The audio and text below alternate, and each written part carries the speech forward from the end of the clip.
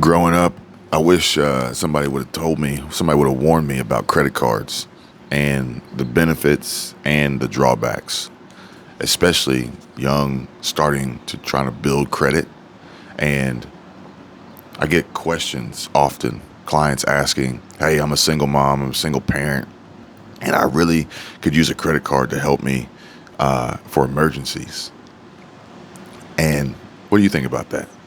When you said you wish somebody had taught you, I was thinking about how I didn't get taught anything money wise through school until seventh grade. They showed us how to balance a checkbook, but never explained the reason behind it.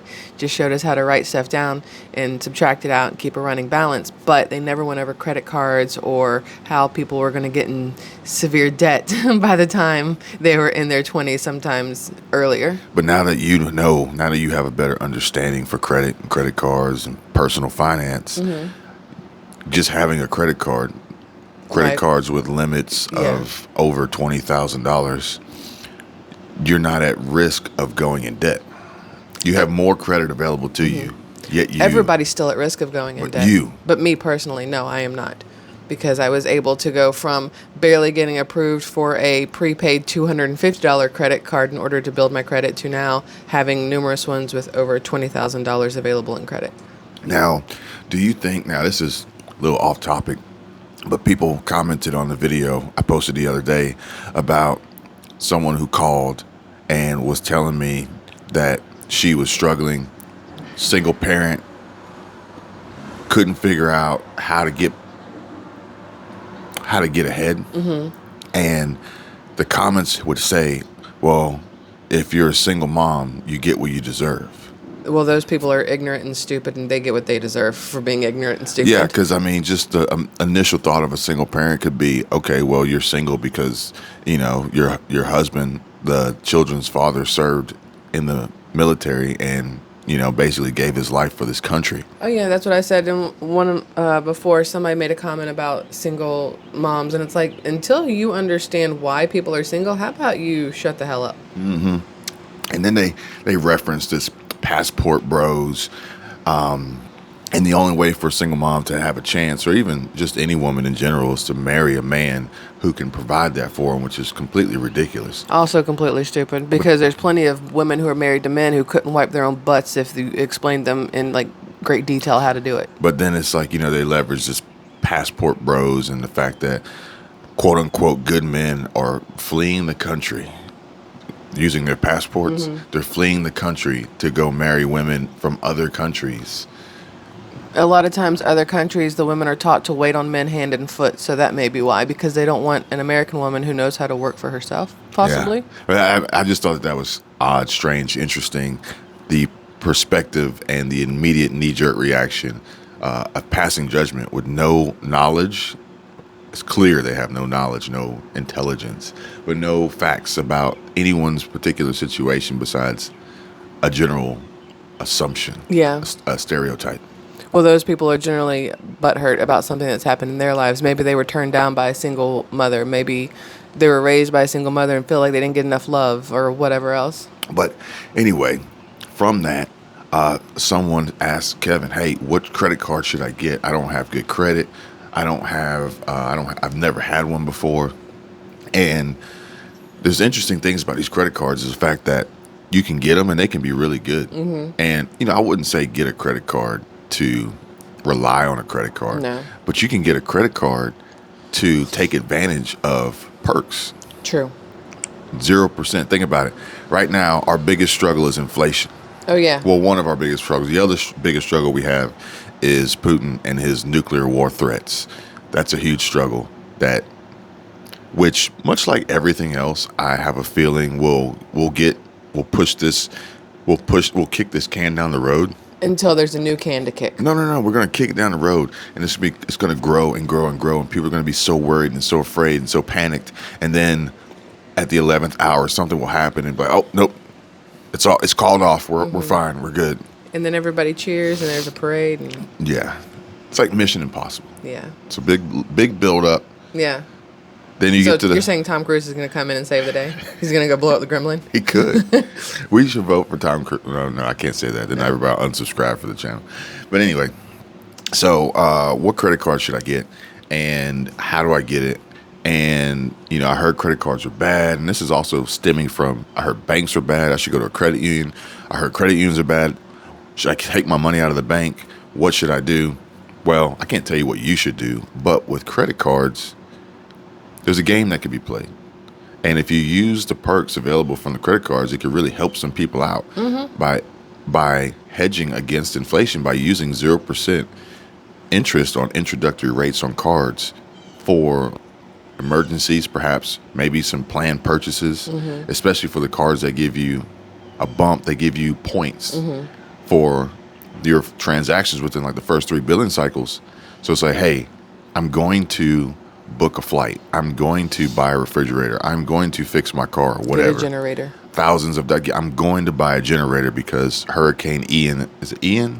Is on the way, and I don't want to risk a power outage. So I'm going to buy this, and then the credit card is going to give me 60,000 points, which is worth X amount of dollars, and I have 18 months, 0% interest on that purchase, as well as on balance transfers. And what you do during those 18 months is you pay the minimum payment or a little bit more, while also looking into finding a way to have a different credit card with 0% interest and free balance transfer. So at the end of that 18 months, you transfer that balance to a different 0% interest credit card, and you keep making your payments. Yeah, and then from there you'll have another credit card. And then you'll have another credit card. Which you'll have one paid off, technically, because you've transferred it, which looks great for your credit. And you'll have available credit there for if there's an emergency. And then you'll have 0% interest on your remaining balance on the new credit card. And then you keep it because you want to build your credit history. The longer you have accounts open in good standing, the better. And the lower your debt to credit ratio is, the better. So basically what will happen is so that's the credit utilization. Yeah. So if you have a $500 credit card and you don't use it, you have 100%, you have 0% utilization, which is good. The lower the percentage, the better. No, the companies, they want to see 30% or less. So let's just change. Let's say you got a $1,000 credit card. They don't want you to charge more than $300 on that card or keep a $300 balance because then you look risky. They want you to stay under the 30%. Yeah. So you use that card for its intended purposes and its advantages, and then you get another card for another $1,000. So now your credit limit has increased to $2,000. So that means your utilization to stay at 30% could be $600. Yeah. So you're giving yourself a little bit more spending power for emergencies while also giving yourself a higher credit score in theory if you can stay below 30% with a higher limit across the board. Yeah, and then you continuously use this to find newer and better deals. With one of them, so 2 of them I want to speak about, and we'll make this quick. The first one being secured credit cards. That's what I had to do in order to start my credit, because my credit was trash after destroying it when I was like 18 through 20 something. And they want $300? Some of them are $250, some of them are $300. I did mine through Bank of America, and I put $300 up front, and they gave me a $300 credit card. But then they charge a fee to process, so it's really like $250. No.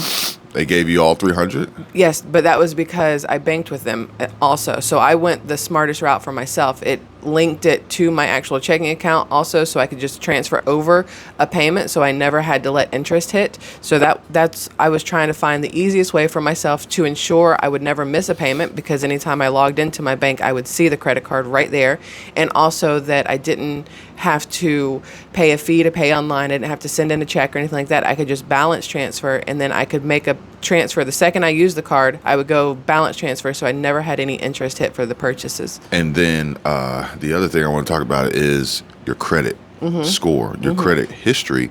Even if you don't have a credit card, if you have bills, utility bills, you can go on to Equifax, Experian, TransUnion. Actually, I think it's Experian. I think it's called Experian Boost. And you can go and you can link your bills for payment history. Yeah, and it helps. Yeah. Same thing if you're renting. You can put your rental history in there as a boost, and it helps your credit because they can see that you've made your payments on time. Your cell phone bill, water bill, electric bill, your light bill.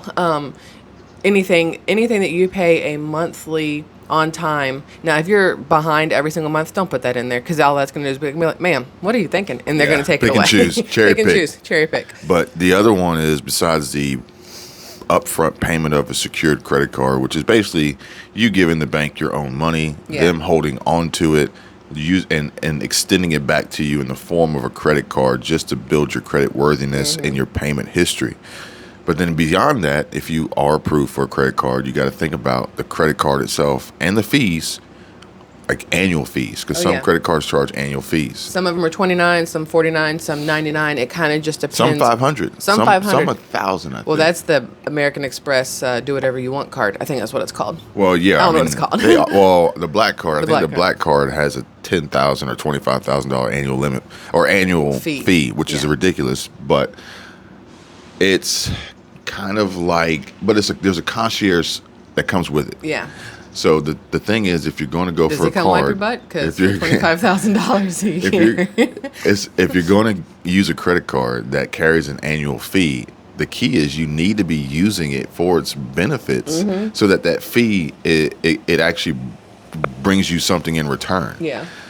If you're going to get the American Express Platinum or American Express Centurion or the Platinum Delta Sky Miles or whatever it is, So many. and well, use the travel benefits. Use the clubs and the lounges in the airports. Well, it's like if you don't ever travel and you have 3 credit cards to choose from, don't pick the one that gives you Sky Miles because that's not what you need. You don't plan on traveling. That's a wasted benefit for yourself. Find one that gives you cash back on groceries or fuel or something like that because that makes more sense. Now, I will say the American Express clubs in the airport, like the Centurion and the lounges, pretty baller. Baller. Yeah. And I think if you have the card and you pay the fee, you just show the card, they let you in.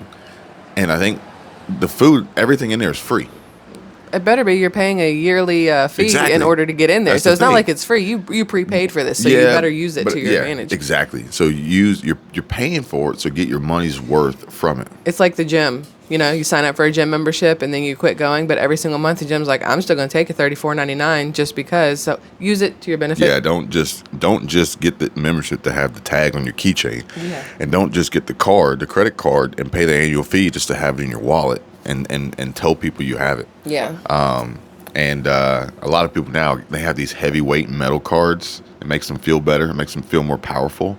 It actually transfers some of your power to the cashier when they take it. That They makes feel, sense. and it drops their hand to the Yeah. counter Yeah. with so much weight of your power and authority. That's crazy. I think it's silly. Yeah. I think it's silly. It works just the same. It's no different. It's just a metal card. But Hiccups. either way, I wanted to bring that information to you guys. Comment down below if you want to know more about credit cards and building your credit, and perhaps maybe even business credit, because as we work towards growing small businesses and generating income and side hustles, clients ask number one or state number one, but they always give me reasons why they can't, and I hate that word. that's got to be removed from your thought process. Reasons why you are not willing to take the steps to do it is a better way to phrase it. But also, there's a lot of myths and misinformation and just theories behind what it takes. And you don't need credit to start a business. You don't need good credit to start a business. You don't need a credit card to start a business. You really don't even need money to start a business. But if you want those things, if you want credit, if you want good credit, if you want money from your business to then grow that, hell, your business could have credit. Your business could have better credit than you personally, and then that is going to it's going to propel you to greater success from your business, through your business, and ultimately start making money as a business owner, not a self-employed person, a business owner, moving you on to investor, staying on the right side of the cash flow quadrant and building wealth. If you guys are interested, you know how to reach me. Info in the description. And if you still haven't signed up for the RTS Tactical Rapid Deploy IFAC Medical First Aid Kit, that link is in the description as well. Very simple, very easy. Just click it, put your name, your YouTube username, and your email address. And after October 1st, winner will be announced. PFS on YT, thanks for joining. Hey, you're welcome. And I'll see you guys on the next one. Take care. Bye.